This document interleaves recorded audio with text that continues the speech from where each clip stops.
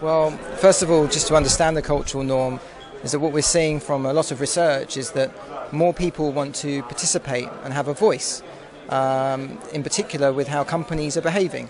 So how that affects us in our daily lives is that through the medium of the internet or via mobile phones means, we want to express our opinion on how companies are run, even how governments are run. We've seen that in the Arab Spring, how technology really helped people come together quickly and organise and share opinion. And you see at the other end of the spectrum as well when people organise around products, whether they love those products or whether they are against certain products and companies. We're seeing companies like fans or not fans really rally together. And I think that that notion of participation and the willingness to do so as a norm is shaping how businesses have to react day in and day out in real time.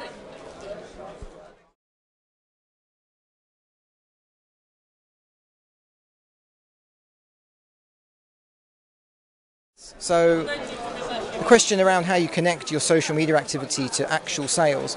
You've seen a number of brands try a number of different ways to do this. Now, I don't think there's one silver bullet, and it depends upon your category.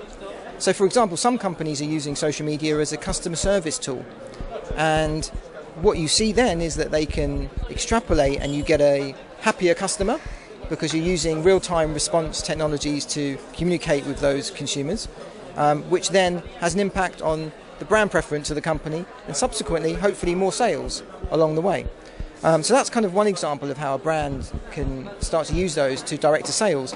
Other instances are where you're seeing brands actually use those platforms to sell directly on. So you're looking at brands like Burberry, big fashion brand.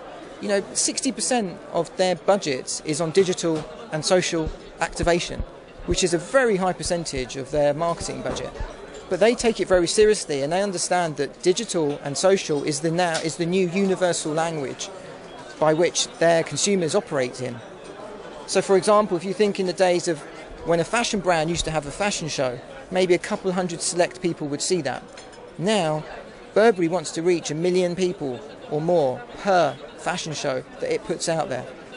And then the direct link to sales from that, you can start working it out that way.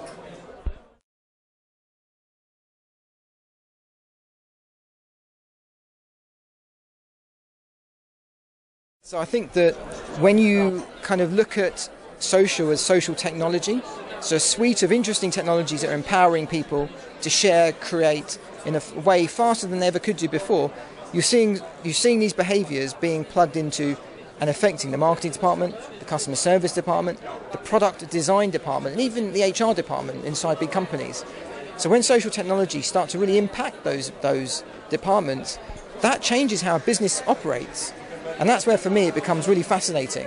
And that's where you're seeing some really interesting cases like the ones I showed today about how when businesses take elements of that, whether it be social data to predict flu epidemics, and then that impacts the stock and inventory of your flu vaccine, that is powerful stuff. That's business-changing stuff. So what you're seeing is that big established companies are having to adopt quickly and learn and apply certain technologies into their business. And you're seeing startups emerge, like we saw in the last .com boom. Startups like TripAdvisor, which now becomes the way to find out reviews on holidays. Now, that could have come from an established company, right? But it didn't.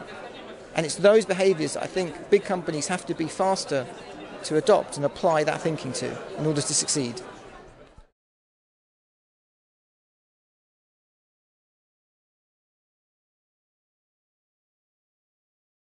Yes and no, right? So what we have to be really careful of is that some internet memes like Nyan Cat are big phenomena reaching hundreds of millions of people, right? And when a marketer sees this stuff, naturally they want memes because it's free media. It's stuff that spreads like a virus. So marketing directors say, I want a viral video, right? But it's the wrong question to ask because actually you can't create a viral video, I do not believe. I think you can make videos go viral if they have the right ingredients inside them, but it's very hard to get that right mix of ingredients into a viral video. And only certain clients can ever do it. And I think part of it is by accident, to be honest with you. Whereas user-generated memes like Nyan Cat, What's more interesting, I think, from a marketeer to look at is the cultural behaviours that sit underneath that actual video.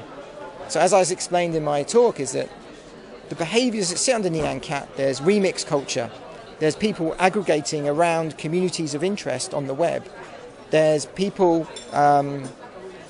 sharing bits of content and remixing it. All of that stuff is stuff that a marketeer can learn from and apply in their own kind of practices and in their own advertising initiatives.